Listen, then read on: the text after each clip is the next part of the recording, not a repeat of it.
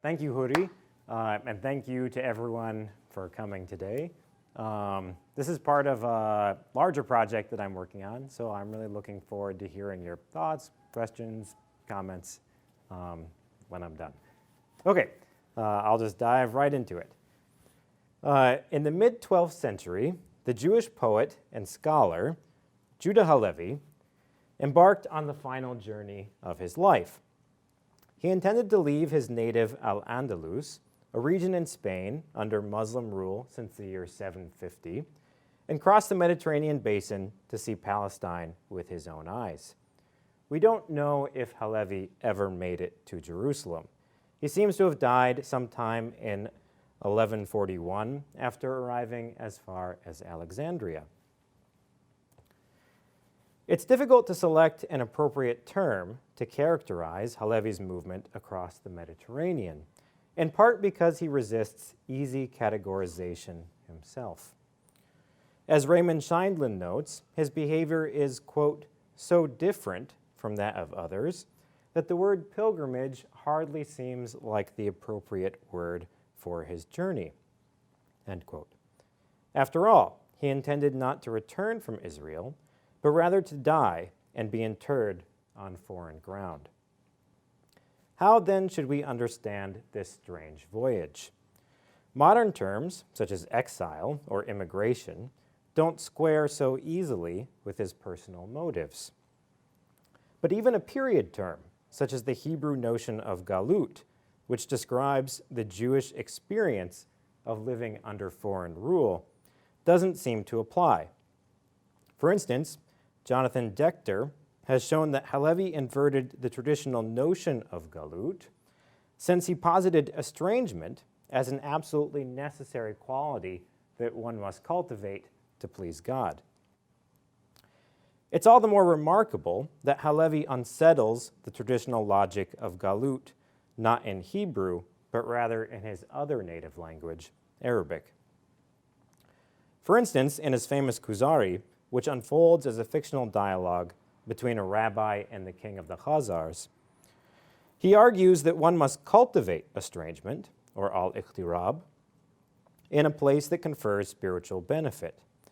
In other words, by employing the Arabic term al-ikhtirab, the process of becoming a stranger, or gharib, to supplement the meaning of exile, Halevi presented galut as something both desirable and necessary. In fact, Halevi goes even further, transforming the very notion of galut by declaring that estrangement is best cultivated as a Jew within the lands of Israel. In fact, Halevi employs an array of related concepts in Arabic to comment on Jewish dispersion. To abandon one's birthplace to live in Israel was to go into ghurba, or exile. To love the resident stranger in one's midst was to love not only the Hebrew ger, but also the Arabic gharib, or stranger. In light of the Kuzari, it seems likely that Halevi considered his own journey from Al-Andalus as a sojourn into ghurba. He was becoming, at least in terms of his own theology, a gharib. So what might that have meant to him?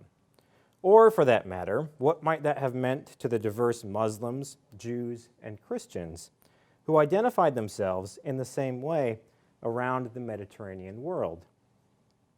My talk today will shed light on the little-studied phenomenon of the gharib, or stranger, a term that encompassed a broad range of theological concepts, social categories, affective states, and topics of literary production among medieval Jews, Muslims, and Christians alike.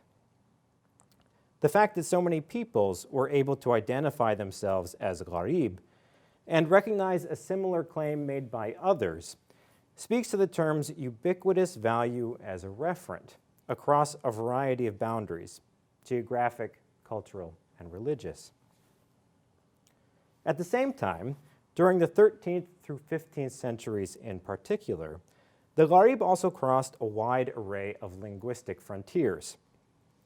as a highly mobile loanword and loan concept, it migrated beyond the orbit of classical Arabic and entered the literary languages of New Persian, Anatolian Turkish, and Middle Armenian. The entrance of the Gharib into Armenian in particular would coincide with the rise of a nascent discourse on Armenian dispersion, the glimmers of what would later be referred to as diaspora. In fact, although its history has been largely forgotten, the Gharib still holds an important role in Armenian culture. You may recall in the famous song Gurung, or crane, a wanderer begs a passing flock of cranes if they have news of home. The wanderer, of course, is a Gharib. Now, in modern interpretations of Gurung, the stranger represents the Armenian diaspora as a whole, scattered across far-flung foreign lands. However, as I will show, the Gharib was part of a ubiquitous lexicon of estrangement, unhomed from any single people or culture. This manner of theorizing otherness is all the more significant then, because it quite literally developed in the mouths of others. My talk today will consist of 3 parts. First, I'll briefly situate the Gharib's place in contemporary scholarship. Second, I'll offer a panoramic, if selective, look at the Gharib's representation in Arabic, Persian, and Turkish sources. And finally, we'll examine how and why Christian Armenians adopted the Gharib as a figure of their own.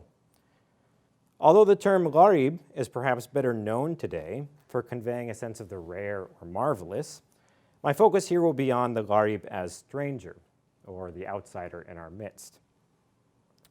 As I will show, precisely because the Gharib travels across so many languages, literatures, and societies, it serves as a fruitful unit of analysis for characterizing some of the interrelationships between these groups, for considering what is non-native, what is always on the go about cultural production itself.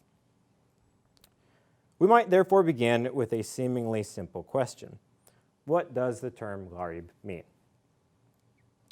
Aside from its representing strangers, it also conveyed a sense of strangeness, or the marvelous. More broadly, the Gharib may derive from the general Semitic root Ghain Ra Ba, which means to enter. Franz Rosenthal has suggested the original meaning of this root is strongly associated with the Gharib itself, which he argues is partly defined by the group it enters.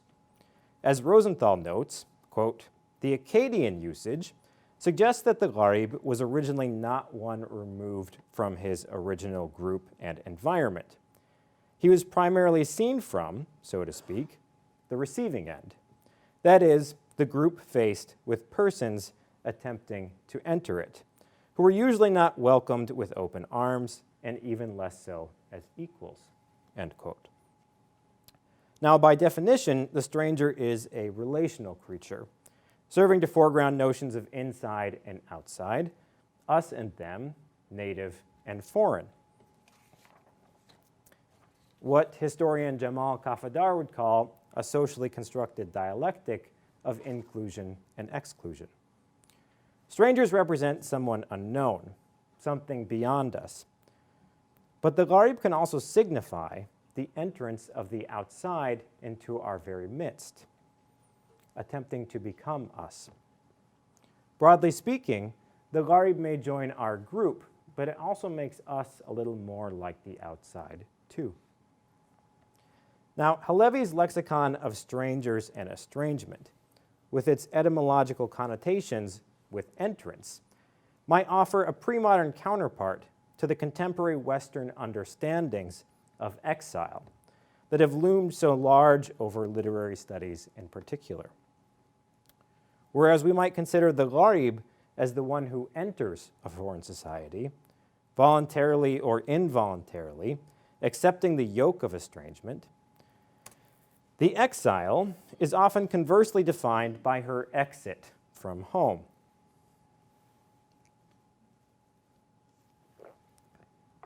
For instance, Michael Devon has posited a variety of possible etymologies for exul, from Latin. And all of them are dependent on this basic idea of going out. Etymologically, the exile is the one who is taken out, or the one who walks out, or who is driven out. Now, of course, this would have relatively little meaning if the etymological history of exile did not align with its contemporary theoretical formulations. As it happens, however, the exile as the one who is taken out, a person defined by where she is not, largely reflects how prominent thinkers conceptualize this phenomenon. In this, perhaps no one has been more influential than the great Edward Said, who, in his famous essay, Reflections on Exile, proposed exile as, quote, the unsealable rift forced between a human being and his native place, between the self and its true home, end quote. Now, exile for Said is a condition of terminal loss, his words, which fundamentally characterizes modernity, since we are living in a period, quote, spiritually orphaned and alienated, the age of anxiety and estrangement, end quote. Or more simply, quote, in the age of the refugee, end quote. Now, such discourse on exile and estrangement, often taken as synonymous with modernity, largely does not engage with an even more voluminous body of pre-modern literature on estrangement. Spun out of the migratory root, Lain Rabba, Gharib, that offers an alternative manner of considering what is indigenous and exogenous in any culture.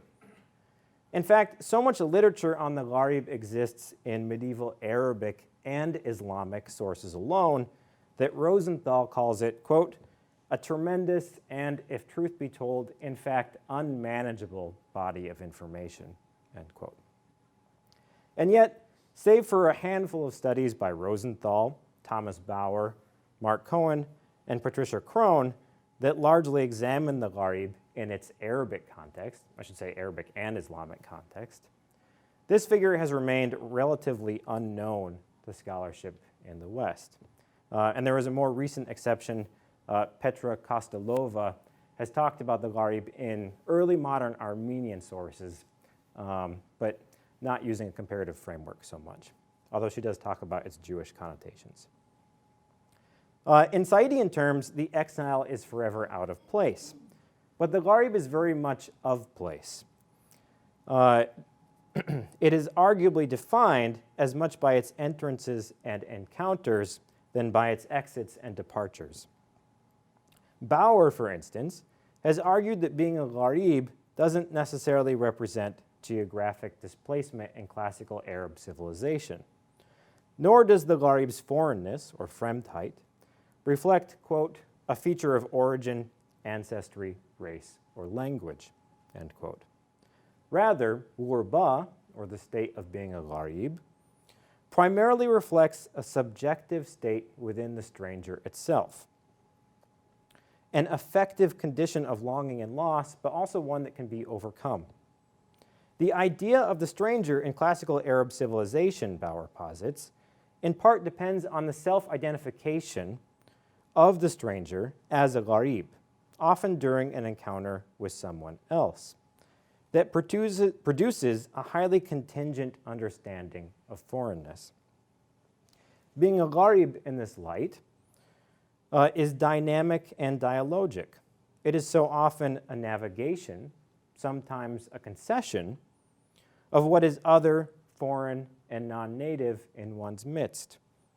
More importantly, it can also serve as an acknowledgement that these terms are themselves relational and shifting, always evolving within highly contextual encounters with others. Now, at the same time, as I will argue here, the Gharib often provides a way to consider what is mutably foreign, what is provisionally other, what is not entirely us and not completely them about ourselves, our own communities, and our own cultures. Being a Gharib does not reflect an ontology. It describes an ongoing active relationship with one's surroundings and subjectivity, while still remaining cognizant of the power differential between what is Gharib and what is native. To characterize Halevi as an exile, in the modern sense, would therefore miss the mark. Quite obviously, Halevi wasn't living in the age of the refugee, as Said put it. Rather, as I would contend, he lived in an age with a logic of its own, the age of the Gharib. If we survey the Mediterranean world at this period in time, it is difficult to avoid mention of diverse peoples from many walks of life who identified as Gharib. The fact that the Gharib had currency on a cross-continental scale is no small thing, but the self-identification as Gharib seems to have cut across different social strata as well. So, for example, it was recognizable to a highly educated scholar like Judah Halevi, but also to impoverished Jews in medieval Egypt, who likewise described themselves as Gharib in letters preserved in the Cairo Geniza. Of course, this does not mean they read or understood the Gharib in the same way. It suggests only that a basic grammar, if you will, of strangeness informed how these figures thought about themselves and felt about their very different predicaments. In medieval Islam, Rosenthal notes that there was no distinct category of stranger within the Ummah, or community of believers, since Muslims, in theory, lived in unified brotherhood with each other. Still, even beginning from this very simple premise, a considerable degree of ambiguity remains. Take, for instance, a well-known hadith, or report or saying by the Prophet, that complicates the notion that Gharibs cannot exist within the unified body of Islam. It cites the Prophet Muhammad as declaring enigmatically, quote, "Islam began as a stranger, and it will return as a stranger as it began. Therefore, blessed are the strangers." Over time, some commenters began to interpret this hadith as suggesting that true Gharibs are Muslims within the greater community of Islam, much like Judah Halevi posited that it was best to live as a Gharib, as a Jew within the lands of Israel.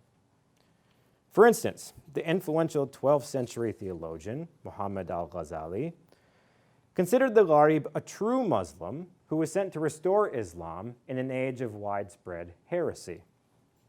He therefore explains, in citing the hadith, that strangers are, quote, "those who put in order what the people destroyed of my sunnah," end quote, as well as, quote, "a small upright people among a greater people who are hated more than they are loved," end quote. For al-Ghazali, the Gharib evoked an understanding of true believers who were both marginalized and capable of revitalizing the Sunnah, which not coincidentally is how he thought about himself at this period in time. So what then is foreign or strange in this context? I would suggest that it's nothing less than a manner of engaging with Islam from within Islam, a method of interpreting the Sunnah and articulating those interpretations in a way that was potentially at odds with al-Ghazali's contemporaries. As Bauer suggests, the Gharib's estrangement is thus not primarily dependent on physical displacement. Rather, in this case, it signifies a juxtaposition between different schools of thought within the Islamic world. In other words, it's a relational foreignness, and likely a feeling of alienation that generates meaning when placed in dialogue with those whom al-Ghazali considered heretics. Although this example comes from classical Arabic, the Gharib had utility as a referent to speakers of different languages as well. Around the same time that Dante wrote his famous words on exile, "You are to know the bitter taste of others' bread," diverse Persians and Turks were composing poetry on a stranger of their own.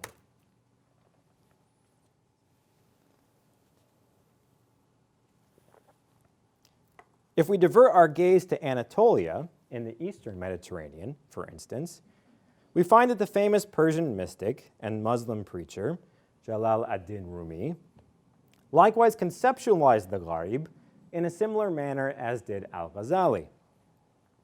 In Rumi's sermons and poetry, the Gharib often appears as a divine figure and true Muslim who has quit particular attachments with this world. Perhaps tellingly, this manner of theorizing the Gharib seems to have been potentially at odds with the more mundane expectations of Rumi's audience.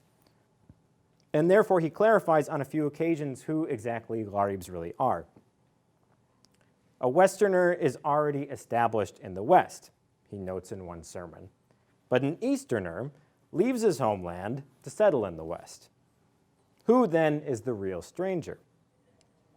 Our expectation here, presumably, is that the Easterner is the true Gharib, because he has already abandoned his own country. Rumi upends this expectation in a very typical fashion, noting that the entire world is but one house, and going from one room to another does not really entail estrangement from hearth and home. The Westerner, on the other hand, is the real Gharib here, because he has already severed ties with this world. Rumi concludes his explanation by citing the hadith, Islam began as a Gharib, which he adapts to declare that, quote, the Prophet did not say that the Easterner was a Gharib, end quote. In this context, Rumi thus considered the true Muslim and true Gharib as essentially the same person, much as did al-Ghazali. And much like al-Ghazali, the effect of estrangement the Gharib feels is not on account of her geographic position. We ought to remember, again, that this is exactly how, or mostly how, Judah Halevi employed his lexicon of estrangement in the Kuzari. In both contexts, becoming a Gharib reflected a way of actively cultivating one's own estrangement within a particular socio-religious community, often one's own community, broadly imagined. Here, being a Gharib reflects a particular manner of engaging with and practicing Islam, even as it may also connote the actual hardships that go along with a lived experience of exile.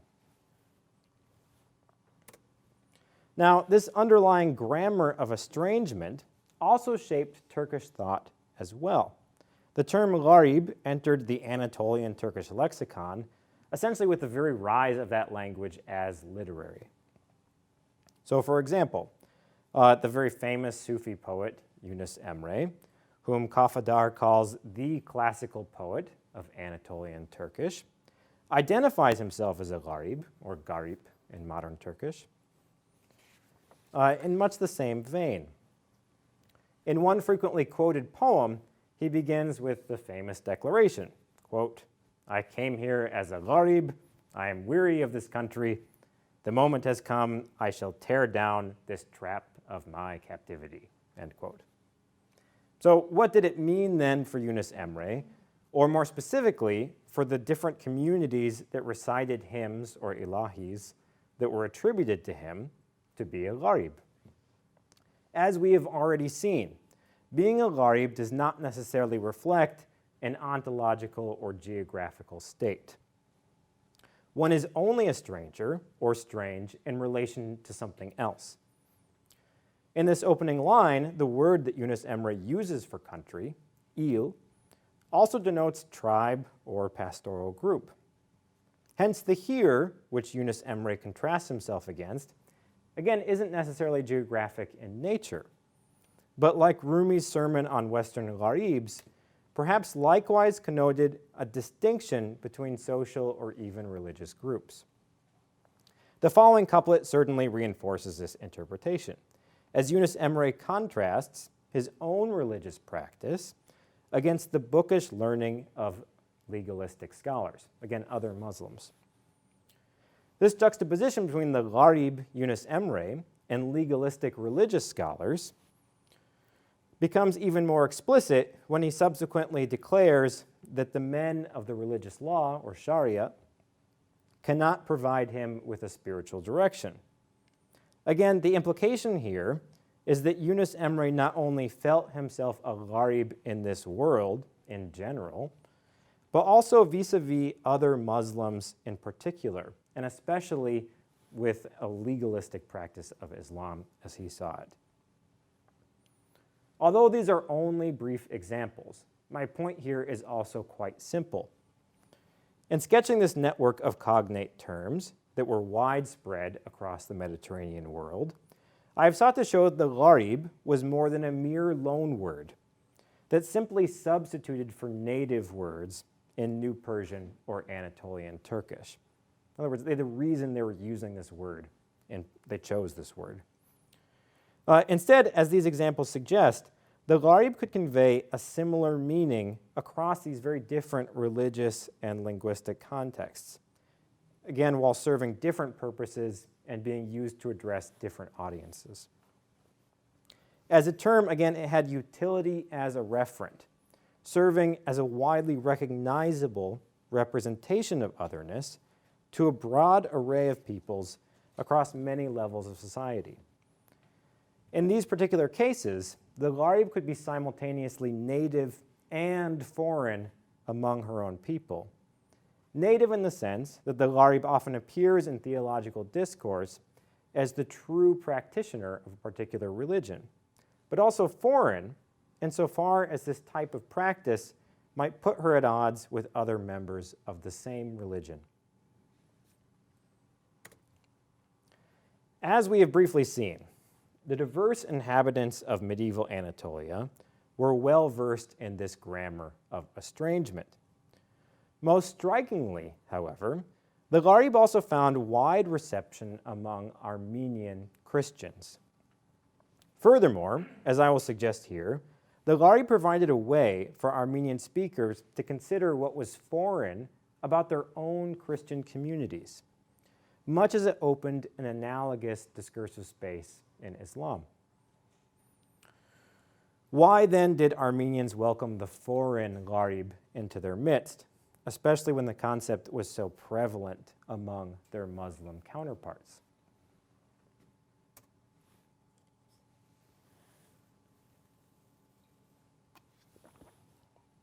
To address this question, it would be fruitful to examine a really interesting person, in my opinion, the multilingual figure of Mogardich Nagash, who was one of the earliest Armenians to compose poetry on the Gharib. There were others. I'd be happy to talk more about them in the answer period if you'd like. Much like Halevi in Al-Andalus, Nagash inhabited many worlds. From a young age, Nagash, whose name means painter in Persian, was enamored with learning, the arts of science, and clerical life. He quickly rose to the ranks of the Armenian church to become bishop in Amida, or Diyarbakir, sometime around 1420. As one contemporary declared, not only Christian peoples, but also, quote, Turk and Tat and Tatar and Kurd and Arab and Jew and every nation, end quote, would honor Nagash and attempt to serve him. Eventually, he caught the eye of the local Turkic sovereigns, such as Osman Beg, the Akkoyunlu governor of the greater region, who reportedly gave Nagash jurisdiction over all Christians in the area and dressed him in fine clothes befitting a king. This position seems to have conveyed broad spiritual authority in the region, making Nagash akin to major Sufi figures elsewhere in Anatolia, who were also known to attract followers from different ethnic and religious backgrounds. So, for example, Rumi, it said in his funeral procession, had Armenians and Greeks and Jews joining in and saying, basically, we followed Rumi, but we didn't convert to Islam. And that kind of thing is common in Anatolia at this time. After the destruction of a local church in 1443, Nagash departed from his home in Amida and spent years living in voluntary exile, or Ghaributun, traveling to the Black Sea, Constantinople, and Crimea. During the years he spent away from his homeland, he was able to meet and interact with other Armenians who had also left behind their own cities and families for different reasons. Although this moment was undoubtedly formative for Nachash, it's important to keep in mind that he had likely already encountered a wide array of Gharibs even before he left home, as incessant warfare had destabilized eastern Anatolia for quite some time. For instance, at the end of the 14th century, Grigor Khalatetsi, a major figure in the Armenian church at the time, lamented the dispersion of Armenians, Persians, and Turks alike throughout the greater region. He actually names all three.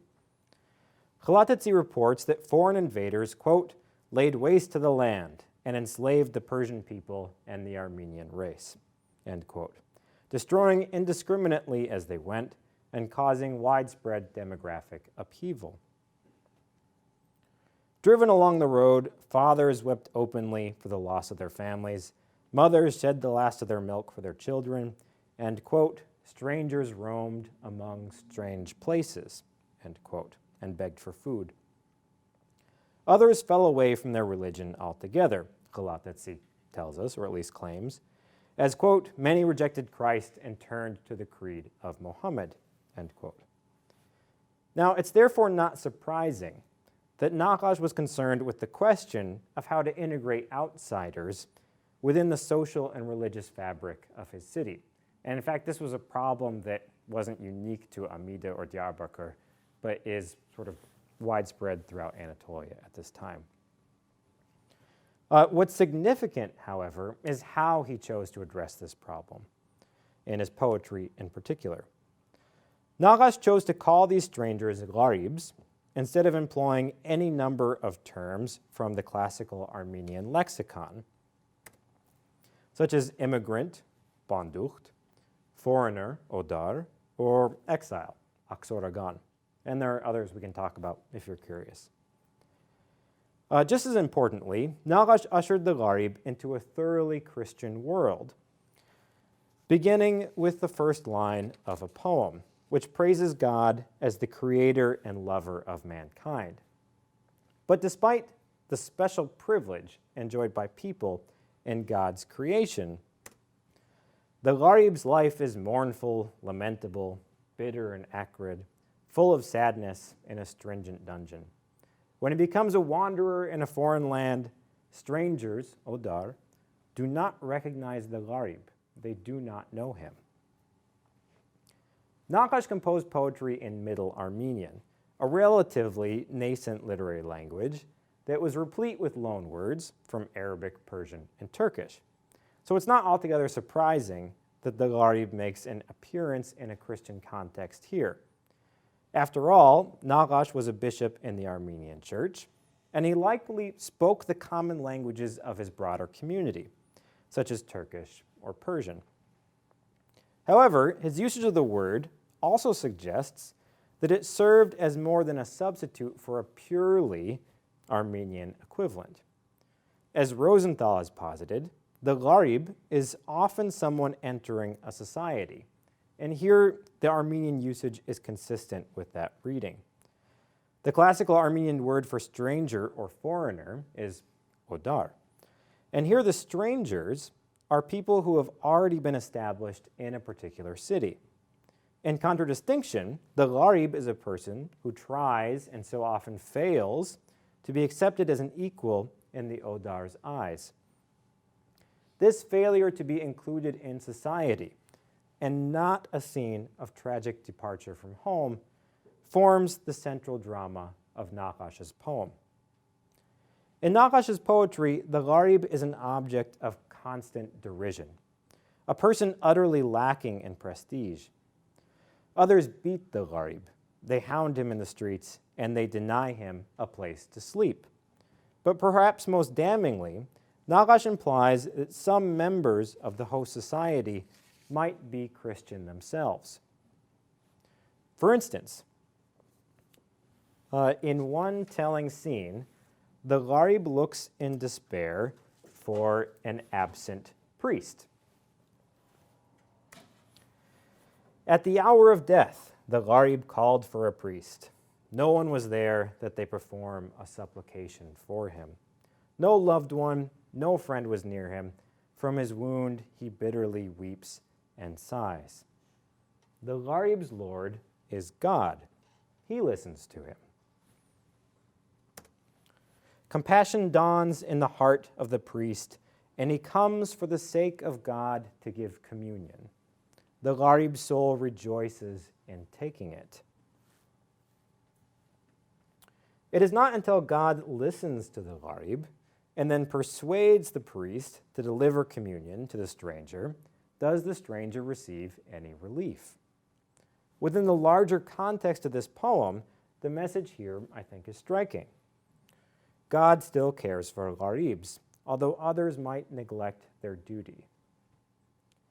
Nagash reinforces this idea by directly addressing his audience at the end of the poem.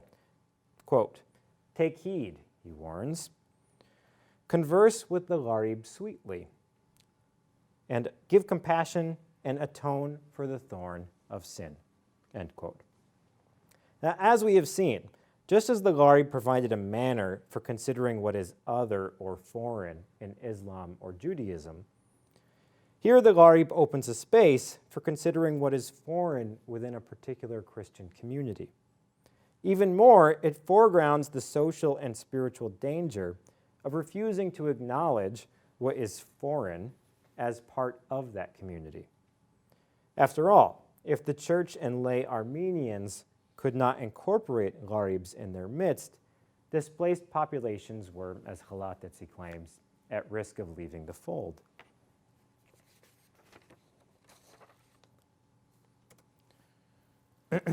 Just as Judah Halevi differentiates between different degrees of galut, Nagash also distinguishes between different forms of Ghaributun, the Armenian equivalent of Ghurba. Although Nagash frequently depicts the hardships of life as a Gharib, he makes it clear in another poem that strangers are again not defined by geographic position only. "We are all Gharibs, brothers. No one truly has a homeland. We are all going equally, for that life is our homeland. Obtain a means for yourself here, that your soul not suffer there. Make the saints your brothers, and the angels your loved ones." Here, Nagash's declaration that we are all Gharibs has meaning precisely because the poem has already described the abject misery of living alone amongst others. He therefore asks his audience not only to welcome the Gharib into their midst, but also to reflect heuristically on the Ghurba as a paradigmatic human experience, one foisted upon us, but also one we can choose to embrace if we are to make the saints our kin. As we have seen, this is largely how Halevi conceptualized galut, which is simultaneously a social condition and a spiritual state that one must willingly bear. It is also how Muslim figures, like Rumi or Yunus Emre, theorized their own estrangement, as they did not consider what is Gharib in geographically determined terms. Hence, Nagash's poems reflect a multivalent understanding of Gharibs and Ghurba that wasn't limited to Armenian speakers, but arguably was shared by his heterogeneous community, a community, as we recall, that consisted of Turk and Tat and Tatar and Kurd and Arab and Jew. That doesn't mean that Nagash shared identical concerns or mobilized the Gharib to represent identical situations, as did his Muslim or Jewish counterparts, of course. As I have argued, the foreignness produced by the Gharib is highly contingent and contextually specific. What these poems do demonstrate, however, is that the multivalent word Gharib had utility for Nagash as a referent, in much the same way that it did for others around the medieval Mediterranean, and not only because the Armenian Gharib is defined by an affect of alienation and a loss of prestige, or because the Gharib's life is marked by an attempt to enter another society. As we have seen in the Arabic, Persian, and Turkish cases, the Armenian Gharib likewise represents what is contingently other about ourselves, as we are strangers in this world, and what is foreign about our own communities, which comprise and are compromised by others. This is partly why Nagash, like some of his Armenian contemporaries, composed poetry on gharibs and not odars, odark, the classical Armenian word for stranger. Instead, he drew from this widely recognizable grammar of estrangement, informed by an episteme that cut across religious and linguistic boundaries in order to depict the existence of strangers in his own community. His chosen lexicon of estrangement was no more Turkish or Persian as it was Armenian. The Gharib belonged and did not belong to each of these languages at the same time. Thus, while Jonathan Dechter has shown that Halevi and his compatriots ironically developed their own manner of theorizing estrangement from Arabs in particular, Andalusian Jews were not alone in this process. Instead, as I have argued here, a highly mobile grammar and lexicon of estrangement spread across a dizzying array of peoples in the pre-modern Mediterranean, as well as beyond it. In this sense, the Gharib is highly performative. It describes the entrance of others into our midst, but itself comes to us from others. Consequently, the Gharib not only invites us to reconsider what we conceptualize as within and without any given culture or community, but also to examine the ways that our pre-modern subjects fluidly drew and redrew those divisions themselves. Or, to put it differently, the Gharib may represent the entrance of the foreign into our midst, but its historical migration across peoples and languages helps to deconstruct the idea that we were ever completely native, completely us in the first place. Nagash says it best: we are all Gharibs. Thank you.